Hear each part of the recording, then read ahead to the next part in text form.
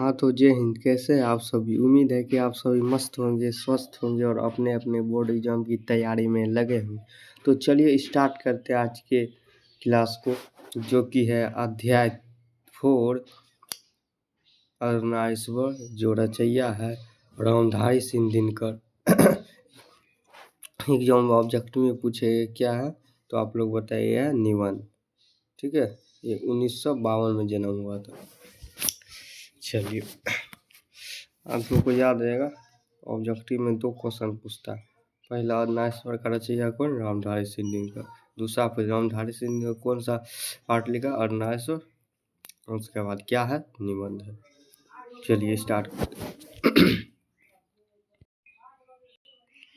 चलिए question number 1, यदि संधित की वार्ता कुंती और गांधारी से गांधारी के बीच हुई होती तो बहुत संभव था कि महाभारत न मचता। लेखक के इस कथन से क्या आप सहमत हैं? अपना पक्ष रखें।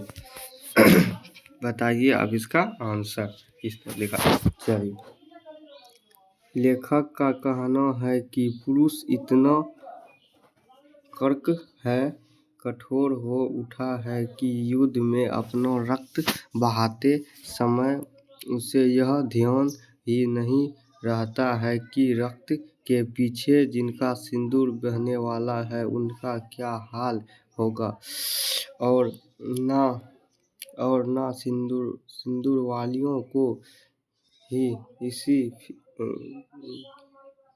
इसकी फिक्र ना सिंदूर वालियों की इसकी फिक्र होती है।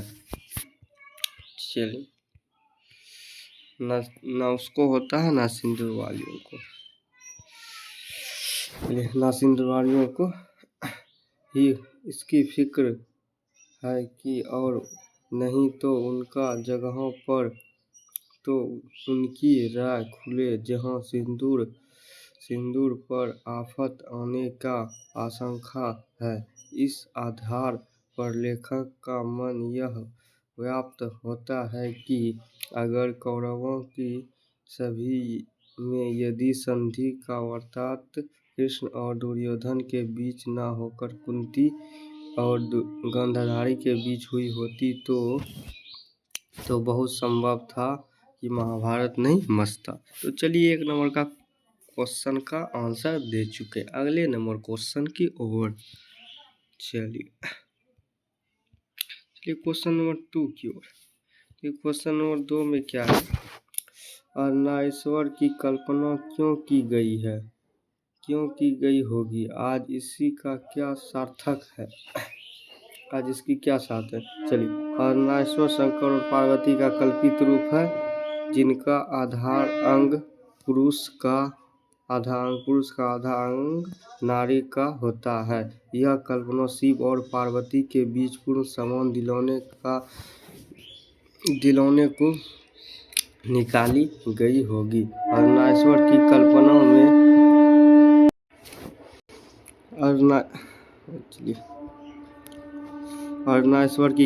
में नर नारी पूर्ण रूप से समान है एवं उनमें से एक के गुण दूसरे के गुण दोष नहीं हो सकते, अर्थात नर। चलिए आगे क्या, ये क्वेश्चन थोड़ा लंबा है, ये 5 नंबर में पूछ सकता है और 2 नंबर में पूछेगा, थोड़ा शॉर्ट करके भी लिख सकते हैं, मैं बता दिया हूँ। 5 नंबर पूछेगा, टोटल बनाना है जहाँ तक मैं बताए हैं, और शॉर्ट पूछे थोड़ा शॉर्ट करके भी लिख सकते हैं 2 नंबर में।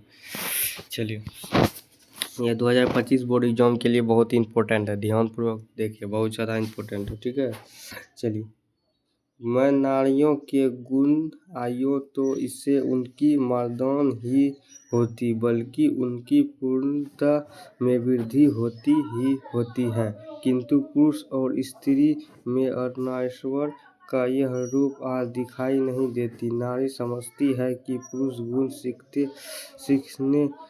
सीखने से उसके नारीत्व में कमी आई, इधर पुरुष भी नारी के गुण को अपनाने में घबराता है। ऐसे लगता है कि पुरुष और नारी के गुण के बंटवारा हो गया है और इस विभाजन के रेखा को इस बार लांघने में पुरुष और नारी दोनों का भी लगता है।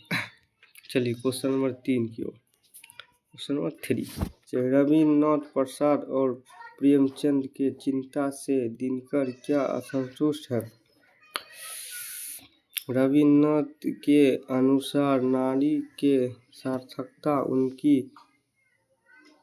भंगिमा के मोहक और आकर्षण होने में है। केवल पृथ्वी की शोभा, केवल आलोचना, केवल प्रेम की प्रतिमा बनाने में है।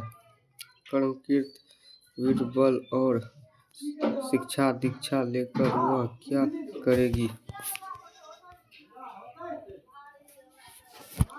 प्रसाद के अनुसार झंडा वह नारी है जिसने पुरुषों के गुण सीखने हैं। तो निष्कर्ष यही निकलेगा कि प्रसाद जी भी यह को पुरुषों के क्षेत्र से अलग रखना चाहते थे। चलिए, प्रेमचंद जी के अनुसार पुरुष जब नारी के गुण लेते हैं तब वह देवता बन जाता है, किंतु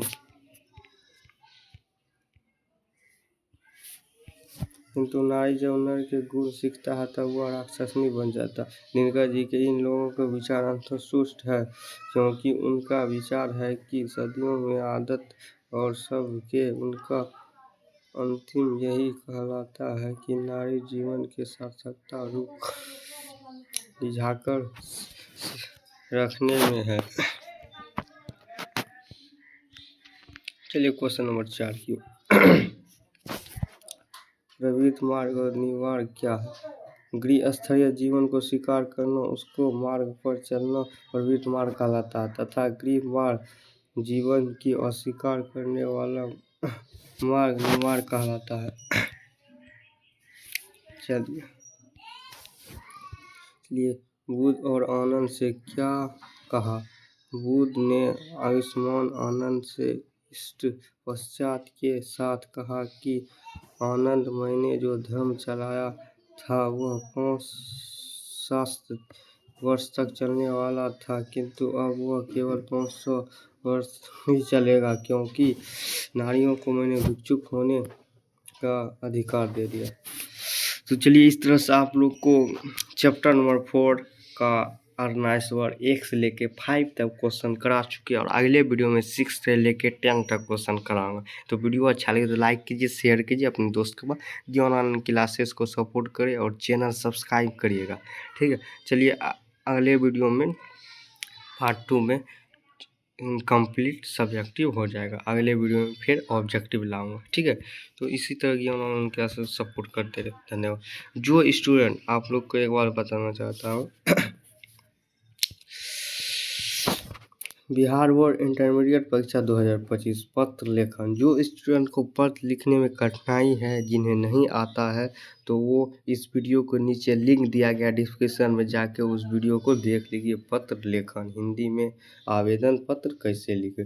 तो इससे आप लोग प्यार दें इस वीडियो को, और वीडियो अच्छा लगे तो लाइक कीजिएगा, शेयर कीजिएगा अपने दोस्त पर। मैट्रिक इंटर दोनों के लिए है पत्र लेखन, दोनों स्टूडेंट देख सकते हैं, मैट्रिक का भी इंटर का भी। ठीक है, और उससे नीचों क्लास का है तो वो भी देख सकते हैं, 8 7 सबके लिए जो इम्पोर्टेंट है। तो जाके 12 के लिए और मैट्रिक के लिए दोनों के लिए इम्पोर्टेंट, परीक्षा नज़दीक आया 5 नंबर का ये पूछा जाता है। तो ध्यानपूर्वक इस वीडियो को जाके देख लीजिएगा। धन्यवाद। चलिए आप लोग से अगले वीडियो में मिलते हैं।